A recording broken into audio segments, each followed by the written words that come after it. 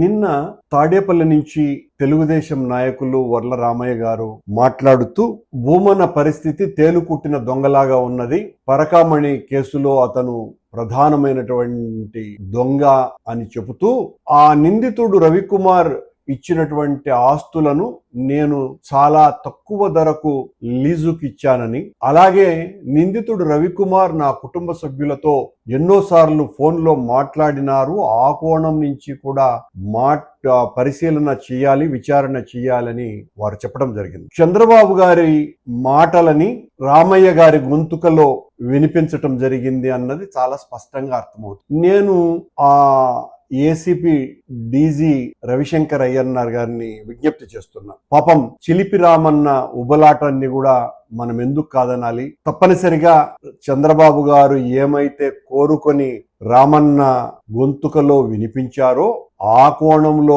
కూడా నా మీద విచారణ చేయమని విజ్ఞప్తి చేస్తున్నా. ఎందువల్లంటే నిజాలు బయటపడాలి. వీళ్ళు ఇలాగే మాట్లాడుతూనే ఉంటారు, మీ విచారణ బూటకమని చెప్పినా ఆశ్చర్యపడాల్సిన పని లేదు అయ్యన్నార్ గారు. అందువలన ఆయన ముచ్చట ఎందుకు వదిలేయాలి? కనుక ఆయన ముచ్చట తీర్చడానికైనా కూడా, చిలిపిరామన్న ముచ్చట తీర్చడానికైనా కూడా నా మీద మరోసారి విచారణ చేయవలసిందిగా నేనే విజ్ఞప్తి చేస్తాను.